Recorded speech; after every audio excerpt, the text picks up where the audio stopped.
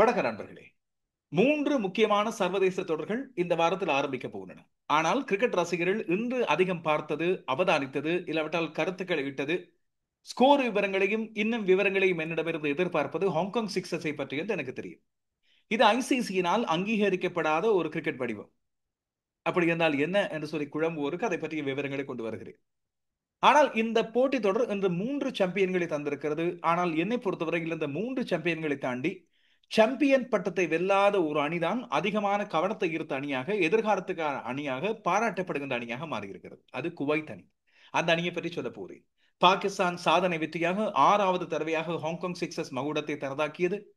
கடந்த முறை Hong Kong sixers சாம்பியனாக, பெரிய சாம்பியனாக வந்த இலங்கை இம்முறை ஆறுதல் வெற்றி ஒரு குட்டி சாம்பியனாக இலங்கைக்கு திரும்புகிறது.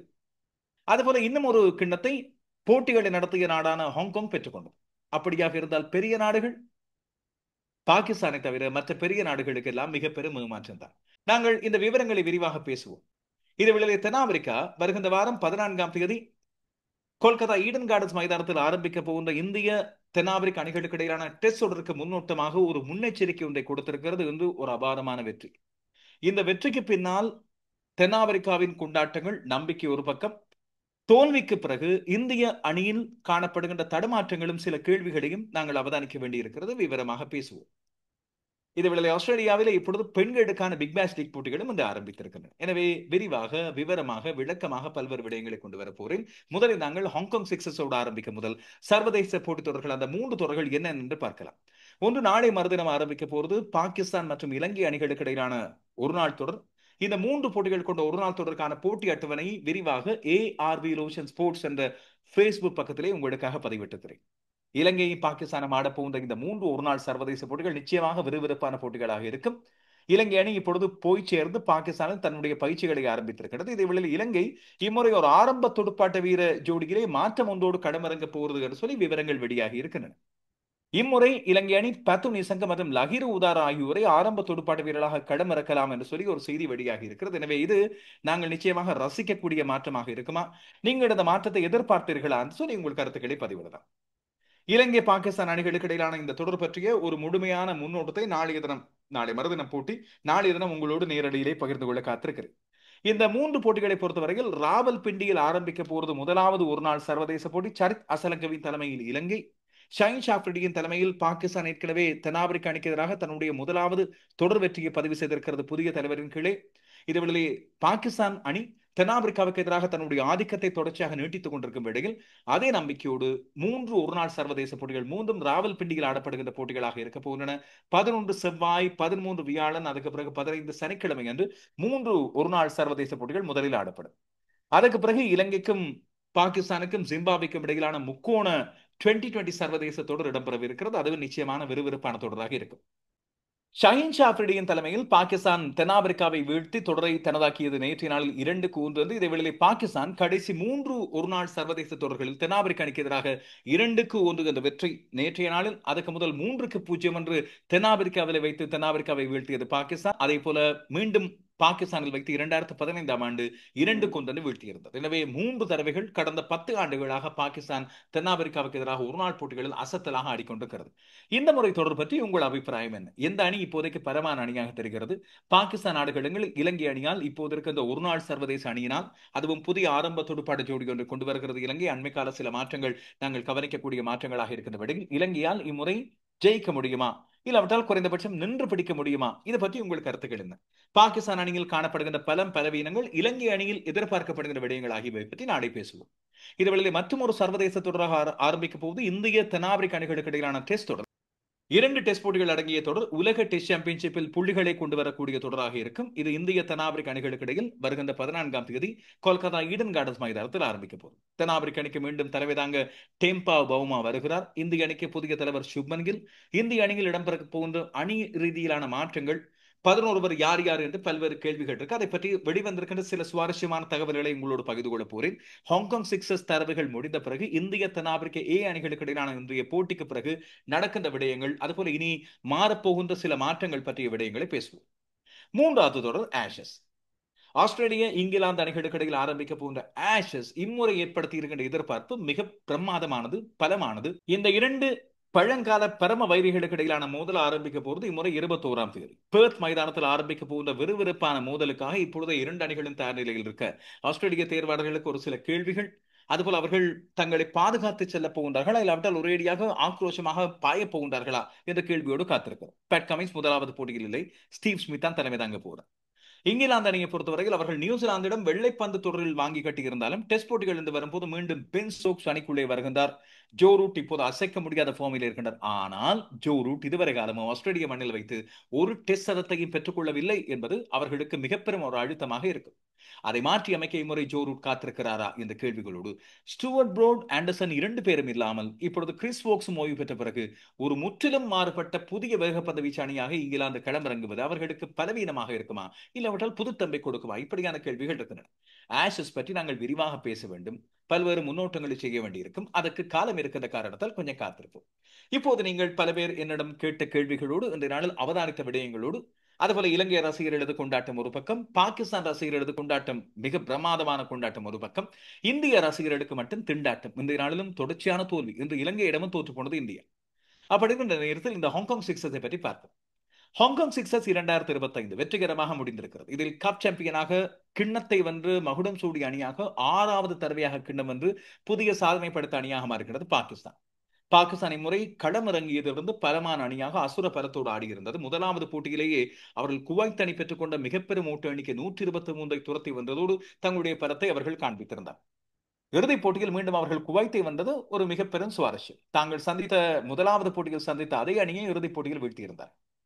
அதுபோல பிளேட் சாம்பியன்ஷிப்பை இம்முறை ஹாங்காங் போட்டிகளை நடத்திய நாடு வென்றிருக்கிறது. மூன்றாவது கட்டமாக கருதப்படுகின்ற தோல்வியுற்ற அணிகளுக்கு வழங்கப்படுகின்ற பவுல் என்று அழைக்கப்படுகின்ற இந்த கும்பா கிண்ணம் என்று நேற்று சொன்னோமே, அந்த போட்டிகளுக்கான கிண்ணத்தை இலங்கை வென்றது. அதுவும் இலங்கை இறுதிப் போட்டிகளை சந்தித்தது UAE ஐக்கிய அரபு அமீரக அணி. எனவே இந்த கிண்ணங்களுக்கு இடையிலான வித்தியாசம், அதாவது கப், பிளேட், பவுல் ஆகியவற்றுக்கு இடையிலான வித்தியாசங்களை பற்றி நான் நேற்று உங்களுக்கு விரிவாக சொல்லுகிறேன். அவை பற்றியெல்லாம் பேசுவதற்கிடையில் போட்டிகளின் விவரங்களை பற்றி பார்ப்பதற்கிடையில் ஹாங்காங் சிக்ஸர்ஸ் நாங்கள் கொஞ்சம் வரலாற்று ரீதியிலான பின்னணியை பார்க்க வேண்டியிருக்கு.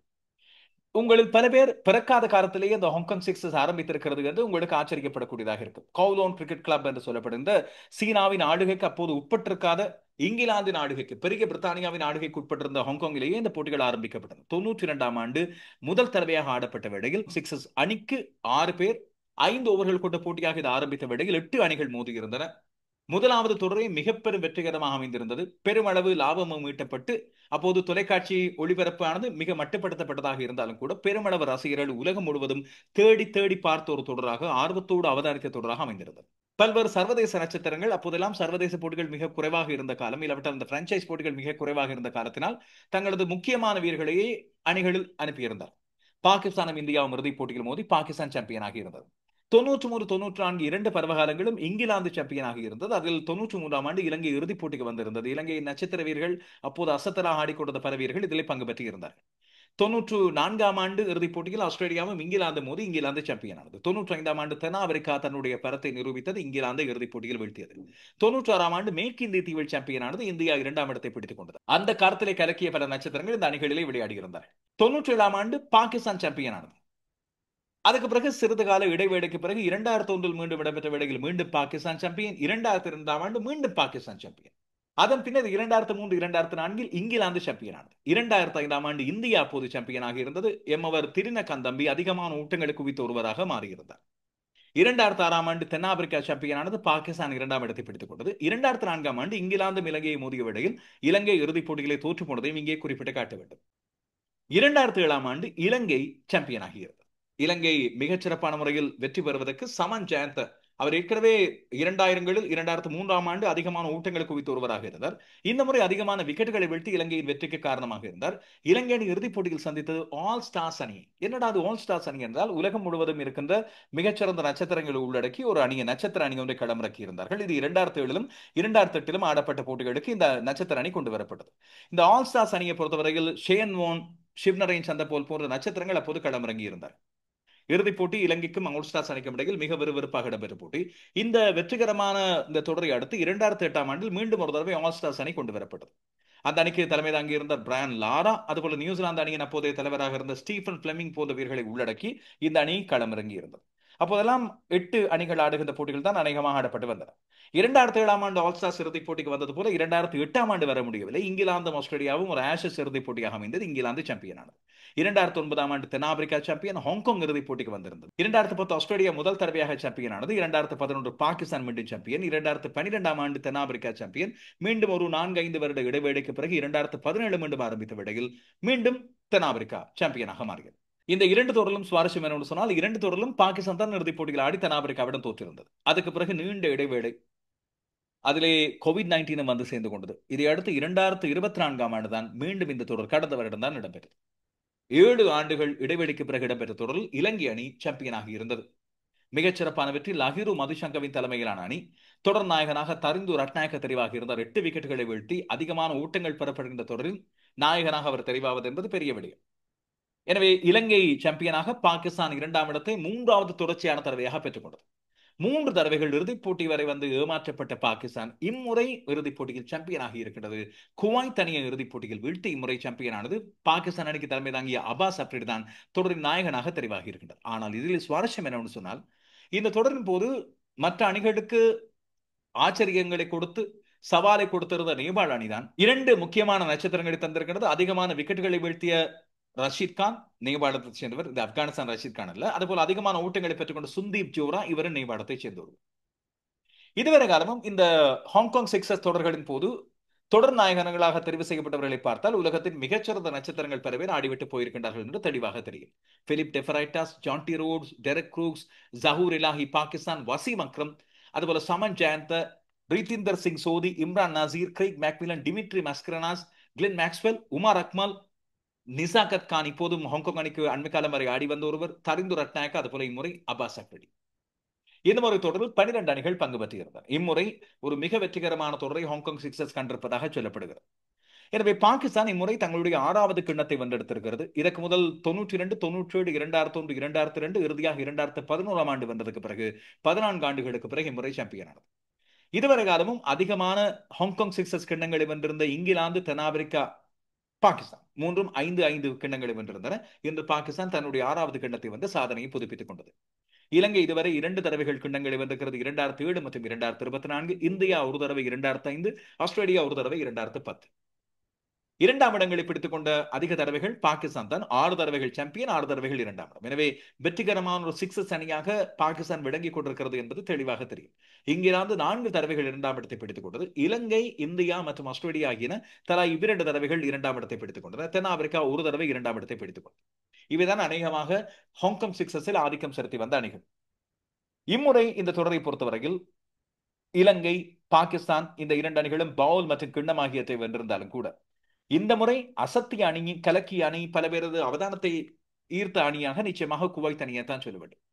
முதல் போட்டியில் பாகிஸ்தானுக்கு மிகப்பெரும் சவாலை கொடுத்ததிலிருந்து அவர்கள் மிகச்சிறப்பான முறையில் தங்களது ஆட்டத்திறமையை வெளிப்படுத்தி இறுதிப் போட்டி வரை வந்திருக்கின்றார்கள் என்பது மிகச்சிறப்பு.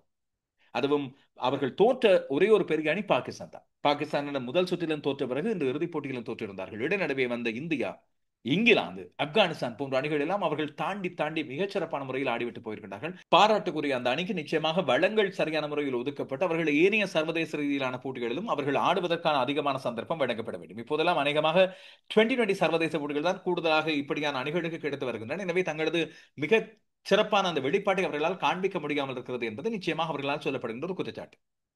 இதுல பிரிவு ஏ, பிரிவு பி, பிரிவு சி, டி என்று 4 பிரிவுகளாக இருந்தன. பிரிவு ஏ இலிருந்து ஆப்கானிஸ்தான் 2 வெற்றிகளை பெற்றுக் கொண்டது. பிரிவு பி யிலே ஆஸ்திரேலியா 2 போட்டிகளில் 1 வெற்றி, 3 புள்ளிகள். இங்கிலாந்து 2 போட்டிகளில் மழகினால் குழம்பு 2 புள்ளிகள். தென்னாப்பிரிக்கா பிரிவு ஏ யிலே 2 புள்ளிகளை எடுத்திருந்தது. பிரிவு சி யிலே குவைத் 2 போட்டிகளில் 1 வெற்றி, 2 புள்ளிகள். பாகிஸ்தான் 2 போட்டிகளில் 2 புள்ளிகள். இந்தியா 1 வெற்றியை பெற்றுக் கொண்டது. டக்வர்த் லூயிஸ் முறை மூலமாக பாகிஸ்தானை வீழ்த்தியிருந்தது. எனவே 3 அணிகளும் தலா 2 புள்ளிகளை எடுத்திருந்தாலும் நெட் ரன் ரேட்டிலே பாகிஸ்தான் இந்தியாவை முந்திக் கொண்டது. குவைத்தும் பாகிஸ்தானும் 2ஆம் சுற்றுக்கு தெரிவாகின. பிரிவு டியிலே இலங்கை 2 போட்டிகளிலும் தோற்று பவுல் கிண்ணத்துக்கு தான் இலங்கை தெரிவானது. ஹாங்காங் அங்கே 2 போட்டிகளில் 1 வெற்றி, 3 புள்ளிகள். பங்களாதேஷ் 2 போட்டிகளில் 1 வெற்றி, 3 புள்ளிகள். மற்றது மடங்கினால் கூட மிகுந்த. எனவே இந்த 2 அணிகளும் அடுத்த அணிகளாக அடுத்தடுத்த சுற்றுக்கு போயிருந்தன. எனவே பால் கிண்ணத்துக்கு வந்த அணிகள், இல்லாவிட்டால் பால் தொடருக்கு வந்த அணிகள் இலங்கை, இந்தியா, ஐக்கிய அரபு அமீரகம் மற்றும் நேபாளம். இதிலே இலங்கை நேற்று 2 வெற்றிகளை பெற்றுக் கொண்டது.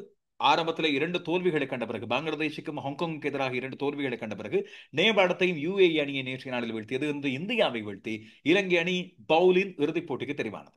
இந்தியாவுக்கு தொடர்ச்சியான தோல்விகள். பாகிஸ்தானுக்கு எதிராக வென்ற பிறகு அவர்கள் தோற்ற அணிகளை பாருங்கள். குவைத், அதுபோல UAE, நேபாளம், இன்று இலங்கை 4 தோல்விகளை கண்டது தினேஷ் கார்த்திக்கின் அணி.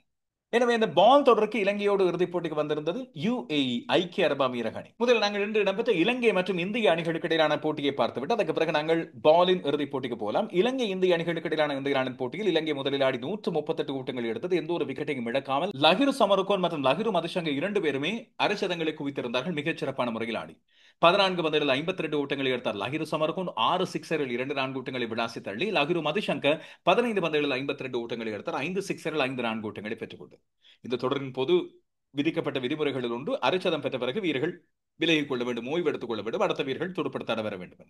நேற்று தான் இலங்கை அணியை பற்றி விமர்சித்திருந்தேன். இலங்கை அணி இந்த சிக்ஸஸ் ஃபார்மேட்டுக்கு ஏற்றது போல ஆடுகின்றார்கள் இல்லை, வேகமாக அடித்து ஆடுகின்றார்கள் இல்லை, சிக்ஸர்களை பெற்றுக் கொள்கிறார்கள் இல்லை, அதுபோல கட்டுப்பாடாக பந்து வீசுகின்றார்கள் இல்லை. இந்த இந்தியா தான் அகப்பட்டுக் கொண்டது இலங்கையின் துடுப்பாட்ட பிரயோகத்திலே. பதினடுத்து இந்தியா ஆடிய வேளையில் இன்று இந்திய அணிக்கு ஸ்டூவர்ட் பினி தலைமை தாங்கியிருந்தார். தினேஷ் கார்த்திக் தலைமை தாங்கி இருக்கவில்லை. பரத் சிப்ளி 13 பந்துகளில் 41 ஓட்டங்களை எடுத்தார். 4 சிக்ஸர்கள் 4 ஓட்டங்களை எடுத்தார். லஹிரு சமர்குன் கைப்பற்றிய 2 விக்கெட்டுகளில் ஒருவராக அவர் மாறியிருக்க மதுசங்கர் ரொபின் உத்தப்பாவின் விக்கெட்டை எடுக்க இந்தியா வெறும் 90 ஓட்டங்களை எடுக்க முடிந்தது. 3 விக்கெட்டுகளை எடுத்தது. ஸ்டூவர்ட் பினி 9 பந்துகளில் ஆட்டம் இழக்காமல் 25 ஓட்டங்களை எடுத்தார். லஹிரு சமரகோன் போட்டியின் சிறப்பாட்டக்காரராக தெரிவாக இன்று இந்தியாவை இலங்கை அணி வீழ்த்தி இறுதிப் போட்டிக்கு தெரிவாக இருந்தது. இறுதிப் போட்டியில் இலங்கையை சந்தித்தது ஐக்கிய அரபு அமீரகத்தை. இந்த போட்டியை இன்றைய நாளில் இடம்பெற்ற பவுல் இறுதிப் போட்டியாக அமைந்திருந்த வேளையில் இலங்கை இந்த போட்டியில் இலகுவாக 21 ஓட்டங்களால் UAE அணியை வீழ்த்தி சாம்பியன் ஆகியது இந்த பவுல் கிண்ணத்தில். நேற்றைய நாளின் போட்டிகளில் பெரிய அளவில் ஆடியிருக்காத சச்சித் ஜெயதிலக இந்த போட்டியை முக்கியமாக இலங்கை அணிக்கு வென்று கொடுத்தார். தன்னுடைய அற்புதமான துடுப்பாட்டம் மூலமாக இலங்கை முதலில் ஆடி 106 ஓட்டங்கள் எடுத்தது. 2 விக்கெட்டுகளை இழந்து சச்சித் ஜெயதிலக 13 பந்துகளில் 52 ஓட்டங்களை விளாசி தள்ளியிருந்தார். பதிலடுத்து UAE அணி ஆடிய வேளையில் அவர்களால் எடுக்க முடிந்தது 2 விக்கெட்டுகளை இழந்து 85 ஓட்டங்கள் மட்டுமே. நிலாஞ்ச் கேஸ்வானி 44 ஓட்டங்களை எடுத்தார் 19 பந்துகளில். தனஞ்சய லக்ஷான, நிமேஷ் விமுக்தியும் தலா ஒவ்வொரு விக்கெட்டுகளை எடுத்தார்கள். சச்சித் ஜெயதிலக போட்டியின் சிறப்பாட்டக்காரர். இலங்கைக்கு பால் கிடைத்தது. இது உண்மையில் ஆறுதல் வெற்றிதான். கடந்த முறை மிகப்பெரிய வெற்றியை பெற்றுக்கொண்டு ஹாங்காங் சிக்ஸர்ஸ் சாம்பியனாக வந்த இலங்கை அணி இம்முறை பால் சாம்பியனாக தோல்வியுற்ற அணிகளுக்கு வழங்கப்படுகிற கிண்ணம், அதாவது 3ஆம் கட்ட கிண்ணத்தை வென்று கொண்டு வருகிறது. பரவாயில்லை, எதுவும் இல்லாமல் வெறும் கையை வீசிக் கொண்டு வருவதை விட ஏதோ ஒரு கிண்ணத்தையாவது இலங்கை அணி வென்று கொண்டு வருகிறது என்று நாங்கள் கொஞ்சம் மகிழ்ச்சி அடைகிறோம். இதுவேளை காலிறுதியிலே தோல்வியுற்ற அணிகளுக்கு இடையில் பிளேட் கிண்ணத்தொடர் ஒன்று இடம்பெற்றது. 4 அணிகள் நேற்றைய நாளில் காலிறுதியிலே தோல்வியுற்ற பங்களாதேஷ், தென்னாப்பிரிக்கா, ஆப்கானிஸ்தான் மற்றும் ஹாங்காங் ஆகிய அணிகள் தங்களுக்கு இடையில் மோதுகின்றன. இதிலே முதலாவது அரையிறுதிப் போட்டி பங்களாதேஷுக்கும் தென்னாப்பிரிக்கா அணிக்கும் இடம்பெற்ற வேளையில் பங்களாதேஷ் அணி 25 ஓட்டங்களால் தென்னாப்பிரிக்காவை வீழ்த்தியது. இரண்டாவது அரையிறுதி ஆப்கானிஸ்தான் ஹாங்காங் அணிகளுக்கு இடையில் இடம்பெற்ற வேளையில் நேற்று இந்த ஆப்கானிஸ்தான் அணிக்கு மிக பலம் பொருந்திய அணியாக இருந்தது. அதுவும் குல்பதீன் நாயிப் தன்னுடைய மசில்ஸை எல்லாம் காட்டி பயமுறுத்தி கொண்டிருந்தார். பெரிய பெரிய அணிகளுக்கு எல்லாம் ஆட்டத்தை காட்டிய அந்த ஆப்கானிஸ்தான் தென்னாப்பிரிக்க அணிக்கு எதிராக கூட 148 ஓட்டங்களை பெற்று மிகச் சிறப்பான வெற்றியை பெற்றிருந்த அந்த ஆப்கானிஸ்தானுக்கு நேற்று தண்ணி காட்டியது குவைத். இன்று ஹாங்காங் அணி ஆப்கானிஸ்தானை வீழ்த்தியது. 5 விக்கெட்டுகளால் அபாரமான துரத்தல் ஒன்று தன்னுடைய பந்து வீச்சினால் முதலில் கட்டுப்படுத்தி பின்னர் அந்த ஆப்கானிஸ்தானை வீழ்த்தி பிளேட் இறுதிப் போட்டிக்கு தெரிவாக இருந்தது ஹாங்காங். அவர்கள் சந்தித்தது பங்களாதேஷை. இந்த பிளேட் இறுதிப் போட்டியில் இன்று ஹாங்காங் அணி வெற்றியை பெற்றுக் கொண்டது. அவர்களுக்கு போட்டியை நடத்திய நாடு தங்களுடைய வலிமையான நட்சத்திர வீரர்களை ஈடுபடுத்தியிருந்தது. மிகச் சிறப்பான வெற்றி ஒன்றை பதிவு செய்து கொண்டார்கள். 120 ஓட்டங்களை பெற்றுக்கொண்ட பங்களாதேஷ் அணியின் ஓட்ட எண்ணிக்கையை துரத்தி அடித்திருந்தார். இதற்கு பிறகுதான் முக்கியமான கட்டம். எல்லா போட்டிகளிலும் வெற்றிகளை பெற்று புள்ளிகளின் தரநிலையில் முக்கிய இடங்களை பெற்றுக்கொண்ட 4 அணிகள், காலிறுதிப் போட்டிகளும் வெற்றிகளை பதிவு செய்து கொண்ட 4 அணிகள் தான் இந்த கப் சாம்பியன்ஷிப்புக்கு அரையிறுதிக்கும் இறுதிப் போட்டிக்கும் தெரிவாக இருந்தன. இதில் இடம்பெற்ற முதலாவது அரையிறுதிப் போட்டி பாகிஸ்தான் மற்றும் ஆஸ்திரேலிய அணிகளுக்கு இடையில் விறுவிறுப்பு வந்தால் மிக பெரும் விறுவிறுப்பான போட்டியாக அமைந்தது. பாகிஸ்தான் 121 ஓட்டங்களை எடுக்க ஆஸ்திரேலியா கிட்ட வந்து ஒரே ஒரு ஓட்டத்தினால் மட்டும் தோற்று போனோம். அப்படி ஒரு விறுவிறுப்பான போட்டி. நிச்சயமாக நீங்கள் போட்டியை பார்த்திருந்தால் ரசித்திருக்கலாம். அணிக்கு 6 ஓவர்கள், அந்த 6 ஓவர்களில் 120 ஓட்டங்களை பெறுவதென்றால் எப்படி விறுவிறுப்பான ஆட்டமாக இருக்க வேண்டும். முதலில் துடுப்படுத்தாடிய பாகிஸ்தான் சார்பாக கவாஜா நஃபை 14 பந்துகளில் 50 ஓட்டங்களை எடுத்தார். 7 சிக்ஸர்களோடு அப்துல் சமத் 34 ஓட்டங்களை எடுத்திருந்தார். பதிலெடுத்து ஆஸ்திரேலிய அணி ஆடிய வேளையில் ஆஸ்திரேலியா சார்பாக ஆரம்ப துடுப்பாட்ட வீரர்கள் தடமாறி ஆட்டம் இழக்க ஜாக் வூட், பென் டாக்னமட், நிக் ஹாப்சன் 3 பேரும் 7-6-6 என்று ஆட்டம் இழக்க 36 ஓட்டங்களை எடுத்தார். அலெக்ஸ் ராஸ் அணியின் தலைவர் வெறும் 8 பந்துகளில், கிறிஸ் கிரீன் 12 பந்துகளில் 46 ஓட்டங்களை எடுக்க போராடி இறுதியாக 120 ஓட்டங்களை மட்டும் எடுத்து ஒரு ஓட்டத்தினால் தோற்று போயிருந்தார். எனவே விறுவிறுப்பான வெற்றியோடு பாகிஸ்தான் நம்பிக்கையோடு இறுதிப் போட்டியில் நுழைந்திருக்க அடுத்த போட்டியில் குவைத் அணி மிக பெரும் ஆச்சரியத்தை கொடுத்து இங்கிலாந்தை வெளியே அனுப்பியது. 37 ஓட்டங்களால் வெற்றி. அதுவும் குவைத் அணி இங்கிலாந்து அணிக்கு எதிராக எடுத்தது இந்த ஹாங்காங் சிக்ஸஸில் பெறப்பட்ட கூடுதலான ஓட்ட எண்ணிக்கைகள் 142 ஓட்டங்களை எடுத்திருந்தது குவைத் இங்கிலாந்து அணிக்கு எதிராக வெறும் 6 ஓவர்கள். இதில் மீட் பவுசார் 15 பந்துகளில் 62 ஓட்டங்களை விளாசி தள்ளியிருந்தார். இந்த ஹாங்காங் சிக்ஸர்ஸின் விதிமுறைகளில் ஒன்று 5வது விக்கெட் இழக்கப்பட்ட பிறகு இறுதி துடுப்பாட்ட வீரருக்கு துடுப்படுத்தாட வாய்ப்பு கிடைக்கும். அவர் தனியே நின்று ஆடக்கூடிய வாய்ப்பு. இந்த வாய்ப்பை தான் பயன்படுத்தி மீட் பவுசார் 15 பந்துகளில் 62 ஓட்டங்களை எடுத்தார். 6 சிக்ஸர்கள் 6 4 ஓட்டங்களை பெற்றுக்கொண்டு 30 ஓட்டங்களை எடுத்திருந்தார். அட்னன் இத்ரீஸ் 80 பந்துகள். பதினெடுத்தார் இங்கிலாந்தினால் 105 ஓட்டங்களை மட்டுமே எடுக்க முடிந்தது. ஜேம்ஸ் கால்ஸ் 18 பந்துகளில் ஆட்டம் எடுக்காமல் 55 ஓட்டங்களை எடுத்தார். இதையடுத்து குவைத் மிகச்சிறப்பான முறையில் பாகிஸ்தானை இறுதிப் போட்டிகள் சந்திக்க தயாராகிறது. இந்த குவைத் அணி பெரிய பெரிய அணிகள் எல்லாம் வீழ்த்தி வந்தாலும் பாகிஸ்தான் அணிக்கு எதிராக கண்ட முதல் தோல்வியை போல இந்த இறுதிப் போட்டியிலும் அவர்கள் 43 ஓட்டங்களால் தோற்று போனார்கள். பாகிஸ்தானின் துல்லியமான பந்து வீச்சும் அவர்களது அனுபவம் கை கொடுத்திருந்தது. குவைத்தின் 6 விக்கெட்டுகளையும் எடுத்திருந்தார்கள் என்பதுதான் பாகிஸ்தானுக்கு இருக்கின்ற அவர்களுடைய பந்து வீச்சு பலம். முதலில் ஆடிய பாகிஸ்தான் 135 ஓட்டங்களை எடுத்தது. 3 விக்கெட்டுகளை இழந்து அணித்தலைவர் அப்பாஸ் அப்ரிடி 11 பந்துகளில் 52 ஓட்டங்களை எடுத்திருந்தார். அப்துல் சமத் 13 பந்துகளில் 42 ஓட்டங்களை எடுத்தார். குவைத் அணி பதிலுக்கு ஆடிய வேளையில் மீட் பவுசார் 12 பந்துகளில் 33, அட்னன் இட்ரீஸ் 8 பந்துகளில் 30 ஓட்டங்களை எடுத்தார். மார்க் சதாகத் இவர் பந்து வீச்சில் 29 ஓட்டங்களுக்கு 3 விக்கெட்டுகளை வீழ்த்தி இன்றைய பாகிஸ்தானின் மிக பிரம்மாண்டமான வெற்றியை, இறுதிப் போட்டியில் முக்கியமான வெற்றியை பெற்றுக் கொடுத்தார். இப்போது அந்த விடயத்துக்கு வருகிறது. அது என்ன? ஐசிசியினால் அங்கீகரிக்கப்படாத கிரிக்கெட் வடிவம் என்று சொன்னால், ஐசிசி இதுவரை கிரிக்கெட்டின் 3 வடிவங்களை மட்டுமே முழுமையாக அங்கீகரித்திருக்கிறது. ஒன்று டெஸ்ட் போட்டிகள், காலாகாலமாக ஆடப்பட்டு வருபவை, இப்பொழுது 5 நாட்களாக மட்டுப்படுத்தப்பட்ட போட்டிகள். அடுத்து ஒரு நாள் போட்டிகள், மட்டுப்படுத்தப்பட்ட ஒரு நாள் போட்டிகள் 50 ஓவர்கள் அதிகப்படியாக வீசப்படலாம் ஒரு அணிக்கு. மூன்றாவது அண்மையில் உருவாக்கப்பட்ட புதிய வடிவம் 2005 2006 கொண்டு வரப்பட்டது 2020 சர்வதேச போட்டி. அதிகபட்சம் 20 ஓவர்கள். இந்த 10 சைட் இல்லாவிட்டால் 10 ஓவர்ஸ் என்று இடம்பெறுகின்ற போட்டிகள் எஸ்எல் T10 தொடக்கம் பல T10 போட்டிகள் இடம்பெற்று வருகின்ற அந்த T10 போட்டிகளுக்கான முழுமையான ஐசிசி அந்தஸ்து வழங்கப்படவில்லை. இது போல 6 சைட் அணிக்கு 6 வீரர்கள் ஆடுகின்ற 5 ஓவர்கள் கொண்ட போட்டிகள், இல்லாவிட்டால் இது போல 6 ஓவர்கள் கொண்ட போட்டிகள், அவற்றுக்கான முழுமையான அங்கீகாரம் ஐசிசியினால் வழங்கப்படவில்லை. ஆனால் இது ஐசிசியின் அனுமதியோடு சட்டவிரோதமாக இல்லாமல் சரியான விதிமுறைகளை உருவாக்கி விளையாடப்படுகின்ற தொடர். இதனால் தான் ஐசிசியின் முழுமையான அங்கத்துவம் பெற்ற நாடுகள் பங்கு பெறலாம். ஆனால் ஐசிசியின் தொடர்களாகவோ இல்லாவற்றில் ஐசிசியினால் அனுமதி வழங்கப்பட்ட தொடர்களாகவோ இது இடம்பெறாது. மற்றபடி இது சட்டவிரோத தொடர்கள் அல்ல என்பதை இங்கே சுட்டிக்காட்ட வேண்டும். எனவேதான் நான் சொன்னேன், ஐசிசியின் அங்கீகாரம் பெறாத வடிவம் இந்த 6 சைட் வடிவம். வெகு விரைவில் இதற்கான ஒரு விரைவு அதிவிரைவு கிரிக்கெட்டின் அதிவிரைவு தொடராக 2020 கூட போர் அடிக்கிறது, ஒரு நாள் போட்டிகள் போர் அடிக்கின்றன என்று ரசிகர்கள் சொன்னால் இதற்கான வடிவம் ஒன்று வழங்கப்படும். இந்த தொடரை பொறுத்தவரையில் இம்முறை நான் சொன்னேன், பாகிஸ்தான் சாம்பியன், இறுதிப் போட்டிக்கு வந்தது குவைத் அணி. அதுபோல பிளேட் சாம்பியனாக தெரிவானது ஹாங்காங், இறுதிப் போட்டிக்கு பங்களாதேஷ் வந்திருந்தது. தொடர்ந்து ஆரம்ப கட்டத்தில் அசத்திய அணியாக தென்னாப்பிரிக்கா, ஆஸ்திரேலியா மற்றும் இங்கிலாந்து ஆகிய அணிகளும் இருந்தன இந்த வெற்றி பெற்ற குவைத் அணியை போல. இதே போல இந்த பவுல் சாம்பியனாக இலங்கை அணி இருந்தது. இந்திய வீரர்கள் கவனிக்கப்படக்கூடிய வீரர்களாக இருந்தார்கள். ஆனால் இதையெல்லாம் தாண்டி அதிகமானோரின் கவனத்தை ஈர்த்த குவைத் அணி உண்மையில் பாராட்டக்கூடிய அணி. அந்த அணியிலே பல இலங்கை, இந்திய, பாகிஸ்தான் வீரர்கள் எல்லோரும் ஆடுகின்றார்கள். இலங்கை வீரர் சாந்தரமான் என்பவர் ஆடியிருந்தார். குவைத்தின் வழமையான அணிக்கு தலைமை தாங்க அஸ்லம் எங்கள் நாட்டைச் சேர்ந்தவர். ஆனால் அந்த அணி வளர்ந்து வருகின்ற ஒரு சர்வதேச அணியாக இருக்கிறது, கவனித்துக் கொள்வோம்.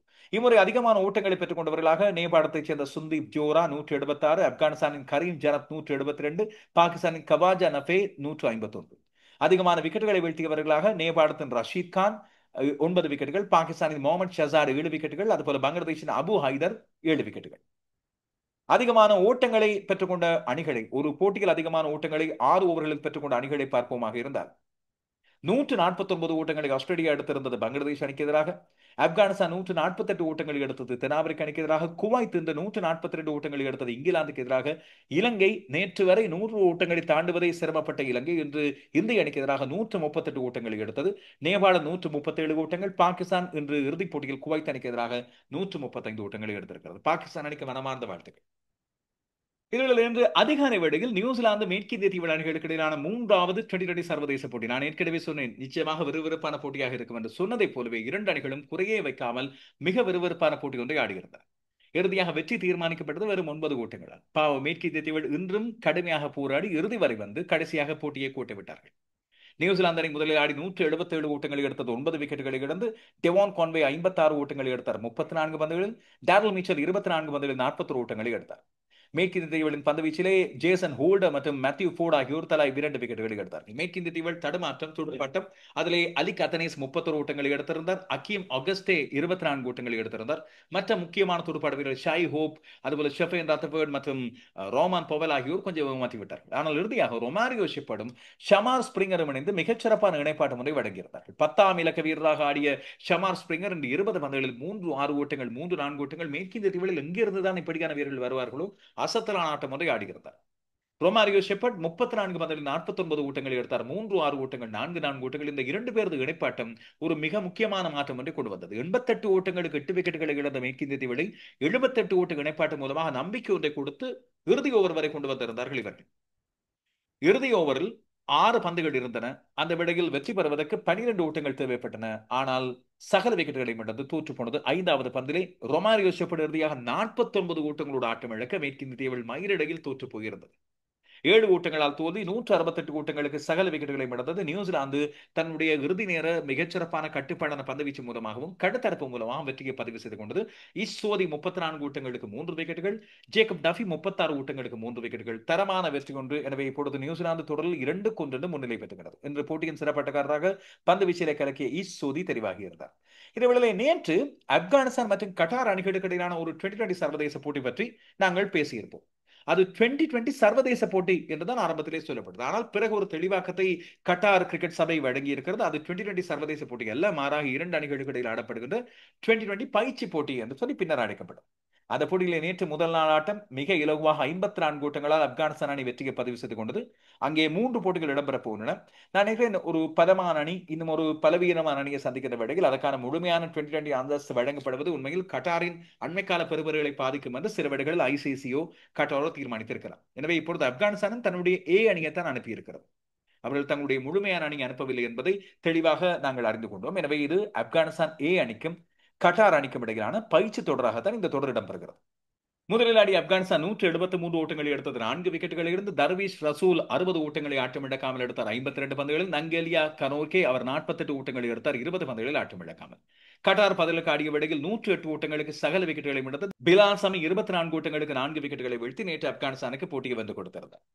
இன்று ஒரு மிக விறுவிறுப்பான போட்டி ஒன்று ஏ அணிகளுக்கு இடையிலான போட்டியாக மாறி நடந்து முடிந்திருக்கிறது. இந்தியா ஏ வைத்த 417 ஓட்டங்கள் இந்த இலக்கை தென்னாப்பிரிக்கா ஏ துரத்தி அடித்திருந்தது. நேற்று ஜுரேல் தன்னுடைய 2வது சதத்தை இந்த போட்டியில் 2வது சதத்தை எடுத்து 382 ஓட்டங்களை இந்தியா பெற்றுக்கொண்டு தென்னாப்பிரிக்காவுக்கு 417 இலக்கை வழங்கியிருந்தது. தென்னாப்பிரிக்கா நேற்றைய நாளின் ஆட்ட முடிவில் விக்கெட் இழப்பு இல்லாமல் 25 ஓட்டங்களை எடுத்திருந்தது. பார்த்தால் இன்று தென்னாப்பிரிக்கா எல்லா துடுப்பாட்ட வீரர்களும் தங்களுடைய பங்களிப்பை வழங்கினார்கள். யார் ஒருவரும் சதம் பெறவில்லை. ஆனால் இந்த போட்டியை பொறுத்தவரையில் தென்னாப்பிரிக்கா 5 அரைச்சதங்களை பெற்றுக்கொண்டு இந்த பெரிய இலக்கொன்றை துரத்தி முடித்து இந்தியா தேசிய அணிக்கு ஒரு எச்சரிக்கையை கொடுத்திருந்தார்கள். டெஸ்ட் போட்டியிலும் தாங்கள் இப்படியான ஆட்டத்திறமையை வெளிப்படுத்துவோம் என்ற அடிப்படையில் தான் அவர்கள் காண்பித்திருக்கிறார்கள். ஜோர்டன் ஹெமன் 91 ஓட்டங்களை எடுத்தார். லெசேகோ செனக்வானே 77 ஓட்டங்கள், ஜுபைர் ஹம்சா 77 ஓட்டங்கள், கெம்பா பவுமா கடந்த முதலாம் இன்னிங்ஸில் ஓட்டம் எதுவும் பெறாமல் முதல் பந்திலை ஆட்டமிட்டவர் மிகச்சிறப்பான முறையில் இந்த 59 ஓட்டங்களை எடுத்து டெஸ்ட் போட்டிக்கான வார்ம் அப்பை எடுத்துக்கொண்டார். அதுபோல கானோர் எந்தோசியன் 52 ஓட்டங்களை ஆட்டம் இழக்காமல் எடுத்தார். இந்த அணிக்கு தலைமை தாங்கிய மார்க்கஸ் அக்கமன் முதலாம் இன்னிங்ஸில் சதம் பெற்றுக் கொண்டவர். அவர் 24 ஓட்டங்களை எடுத்தார். எனவே ஒட்டுமொத்த பங்களிப்போடு 98 ஓவர்களில் 412 ஓட்டங்களுக்கு ஒரு ஓவருக்கு 4.25 என்ற ஓட்டத்திலே துரத்தி இந்த நாளில் வென்றிருக்கிறார்கள். ஒரு அசத்தலான விறுவிறுப்பான வெற்றியாக அமைந்தது கடைசி கட்டத்திலே. அதுவும் இந்த போட்டியை நீங்கள் அவதானித்து பார்த்தால் தெரிந்திருக்கும் இந்திய அணியின் பந்து வீச்சு மிக பலமான ஒன்று. கிட்டத்தட்ட டெஸ்ட் போட்டிக்கான ஒரு பந்து வீச்சு அணி இங்கே விளையாடி இருந்தது. பும்ராவை தவிர முகமது சிராஜ், ஆகாஷ் தீப், பிரசித் கிருஷ்ணா, குல்தீப் யாதவ் இந்த 4 பேர் அடங்கிய பந்து வீச்சை இந்த நாள் துரத்தி அடித்தது, துவம்சம் செய்தது தென்னாப்பிரிக்கா. 2 விக்கெட்டுகளை வீழ்த்தி இருந்தார் பிரசித் கிருஷ்ணா. மற்றபடி ஒவ்வொரு விக்கெட்டுகள் சிராஜுக்கும் ஆகாஷ் தீபுக்கும் கிடைத்தன. குல்தீப் யாதவுக்கு விக்கெட் எதுவும் கிடைக்கவில்லை. 17 ஓவர்களில் 80 ஓட்டங்கள். இது நிச்சயமாக தென்னாப்பிரிக்க அணிக்கு ஒரு திடம் ஒன்றையும் இந்திய அணிக்கு ஒரு முன்னெச்சரிக்கையும் கொடுத்திருக்கும். வருகின்ற 14ஆம் தேதி எப்படியான ஒரு ஆட்டத்தையும் வெளிப்படுத்தலாம் இந்த தென்னாப்பிரிக்க அணின்னு சொல்லி. அதுவும் தென்னாப்பிரிக்க அணியில் தங்களுடைய முழுமையான பலம் பொருந்திய அணியை கொண்டு வர போனார்கள். கொல்கத்தா ஆடுகளம் எப்படி இருக்கும் என்று நிச்சயமாக யாருக்கும் தெரியாது. அண்மை காலமாக கொல்கத்தா ஆடுகளத்தை பற்றி நிச்சயமாக ஒரு சந்தேகம் ஒன்று நிலவிக் கொண்டே இருக்கிறது. எனவே அடுத்து வரப்போகின்ற நாட்களில் நாங்கள் இந்த போட்டி பற்றி அணிகளின் தெரிவுகளை பற்றிய முன்னோட்டத்தை பார்க்கலாம். துருவ் ஜுரேல் பெற்றுக்கொண்ட 2 சதங்கள் மூலமாக ஏற்கனவே இந்திய தேர்வாளர்களுக்கு ஏற்பட்டிருக்கின்ற குழப்பம் பற்றி சொல்லுகிறேன். சாய் சுதர்சனை விட்டுவிட்டு துருவ் ஜுரேலை கொண்டு வருவதா 3ஆம் இலக்கத்தில் என்றெல்லாம் பேச்சுக்கள் அடிபட ஆரம்பித்திருக்கும் நிலையில் இப்போது இன்னும் ஒரு ஆப்ஷனையும் கொடுக்கின்றார். சுந்தர் தமிழ்நாடு அணிக்காக ஆரம்ப துடுப்பாட்ட வீரராக டாப் ஆர்டர் துடுப்பாட்ட வீரராக எல்லாம் ஆடியவர். எனவே அவரை 3ஆம் இலக்கத்தில் ஆடவிட்டு ஜுரேலுக்கு பழக்கமான 5 அல்லது 6ஆம் இலக்கத்தில் அவரை கொண்டு வரக்கூடாது. இப்படியாக எல்லாம் யோசிக்க ஆரம்பித்திருக்கிறார்கள். ஆனால் சாய் சுதர்சனுக்கு ஒரு வாய்ப்பை கொடுக்க வேண்டும் என்று நான் நினைக்கிறேன். அவர் மேற்கிந்திய தீவெடுக்கிறான தொடரில் கூட அவ்வளவு மோசமான முறையில் ஆடியிருக்கவில்லை என்று நேற்று பெறுபேறுகளை கொண்டு வந்திருந்தேன். எனவே பார்க்கலாம் இந்திய தேர்வாளர்கள் எப்படி முடிவெடுக்கின்றார்கள். அதுபோல எத்தனை 6 துடுப்பாட்ட வீரர்களா, 7 பேரா, 4 பந்து வீச்சாளர்களா, பண்ட் உள்ளே வருகின்ற வேளையில் மேலதிக விக்கெட் காப்பாளராக நிச்சயமாக ஜுரேல் விக்கெட் காப்பாளராக வரமாட்டார், ஒரு துடுப்பாட்ட வீரராக தான் வருவார். அவருக்கான வாய்ப்பை எங்கே கொடுக்க போகிறார்கள் என்ற விடயங்களை பார்க்கலாம். இப்ப இருக்கும்போது இந்தியாவில் இடம்பெற்ற ரஞ்சி கிண்ண போட்டியிலே மேகாலயா என்ற ஒரு சிறிய குட்டி மாநிலத்தைச் சேர்ந்த ஆகாஷ் சௌத்ரி என்பவர் புதிய சாதனை ஒன்றை படைத்திருக்கின்றார். Sir Garfield Sobers, Ravi Shastri இந்த 2 பேருக்கு பிறகு 6 பந்துகளில் 6 சிக்சர்களை முதல் தர போட்டிகளில் அடித்த 3வது வீரராக மாறியிருக்கின்றார். ஆனால் தனியே அவர் 6 சிக்சர்களை அடிக்கவில்லை, 8 சிக்சர்களை விளாசி தள்ளி புதிய சாதனை ஒன்றை படைத்திருக்கின்றார். மேகாலய அணி அருணாச்சல பிரதேச அணிக்கு எதிராக ரஞ்சி கிண்ணத்தின் பிளேட் சுற்று போட்டிகளை ஆடி வருகின்றது. இந்த போட்டியிலே அருணாச்சல பிரதேச அணியை உருட்டி எடுத்தது மேகாலய அணி. நாளை நாளில் போட்டி இடம்பெறவிருக்கிறது 3வது நாள் ஆட்டம். முதல் நாள் ஆட்டத்திலே 628 ஓட்டங்களை மேகாலய அணி குவித்திருக்கிறது. ஏற்கனவே அர்பித் பட்டேவாரா என்பவர் இரட்டை சதம் பெற்றுவிட்டார். 2 சதங்களை எடுத்து விட்டார்கள் அணித்தலைவர் லிங்டோ உட்பட. இவர் வருகிறார் 8ஆம் இலக்கத்தில் ஆகாஷ் சௌத்ரி. பந்து வீச்சாளர்கள் களைப்படைந்திருக்கிறார்கள். வெடுத்து விளாசி இருக்கின்றார். 14 பந்துகளில் அரைச்சதம், வேகமான அரைச்சதம். இது முதல் தர போட்டிகளில் பெறப்பட்ட மிக வேகமான அரைச்சதம். அது ஒரு புதிய சாதனை. இது மட்டுமில்லாமல் 8 பந்துகளில் இந்த 8 சிக்சர்களை விளாசி தருகிறது. அடுத்தடுத்து சிக்சர்கள். இது ஒரு புதிய சாதனையாக இப்போது பதியப்பட்டுகிறது. இதன் மூலமாக 11 பந்துகளில் தன்னுடைய முதல் தர அரைச்சதத்தை பூர்த்தி செய்து கொண்டார் ஆகாஷ் சௌத்ரி. 2012ஆம் ஆண்டு லீஸ்டர்ஷியா, இங்கிலாந்து லீஸ்டர்ஷியா பிராந்தியத்தைச் சேர்ந்த வெயின் வைட் என்பவர் 12 பந்துகளில் அரைச்சதத்தை எடுத்திருந்தார். அதை ஒரு பந்தினால் இன்றைய நாளில் முறியடித்துக் கொண்டார் தன்னுடைய 8 சிக்சர்கள் மூலமாக. இப்போது இவரது பெயரை பல பேரும் அவதானிக்க ஆரம்பித்திருப்பார்கள். ஐபிஎல் போட்டிகளில் சில வேளைகளில் அடுத்து வரப்போகிற ஏலத்திலே இவரது பெயர் கவனிக்கப்படக்கூடிய ஒரு பெயராக இருக்கு. Sir Garfield Sobers, Ravi Shastri போன்றவர்களுக்கு பிறகு 3வது பெயராக ஆகாஷ் சௌத்ரியின் பெயர் வருவது என்பது ஒரு பெருமையான விடயம். இதேவேளை தென்னாப்பிரிக்காவை சேர்ந்த மைக் ப்ராக்டர் என்பவரும் இங்கிலாந்து பிராந்திய அணிகளுக்காக ஆடிய வேளையில் 6 சிக்சர்களை அடித்திருந்தார். ஆனால் 2 ஓவர்களில், ஒரே ஓவரில் 6 சிக்சர்களை அடித்த 3 பேர் தான் சோபர்ஸ், சாஸ்திரி, சௌத்ரி. வாழ்த்துக்களை சொல்லிக்கொள்வோம். தொடர்ந்து வரும் நாட்களில் இவரது பெயர் அவதானிக்கக்கூடிய பெயராக, சாதனை தடங்களில் இருக்கின்ற பெயராக இருக்கு. என்ற நீங்கள் அவதானித்த வேறு சுவாரஸ்யமான விளையாட்டு விடயங்கள் என்ன? இந்த ஹாங்காங் சிக்ஸர்ஸ் பார்த்திருந்தீர்களா? அதை பற்றி உங்கள் கருத்துக்கள் என்ன? இது சர்வதேச அணிகளுக்கு இடையிலான ஒரு தொடராக வந்தால் ரசிகர்களது கவனத்தை ஈர்க்குமா? இல்லாவிட்டால் இது சின்ன புலத்தனமா இருக்கு, இதெல்லாம் தாண்டி நாங்கள் சர்வதேச போட்டிகள், ஒழுங்காக வரையறுக்கப்பட்ட போட்டிகள் பக்கம் பார்ப்போம், அப்படி யோசிக்கிறீர்களா? இனி வரப்போன்ற தொடர்களில் உங்களது கவனம் எந்த தொடர் மீது அதிகமாக இருக்கும்? தென்னாப்பிரிக்கா, இந்தியா, இலங்கை, பாகிஸ்தான், இல்லாவிட்டால் ஆஷஸ்? உங்களது கருத்துக்களை பதிவிடுங்கள். மீண்டும் சந்திப்போம்.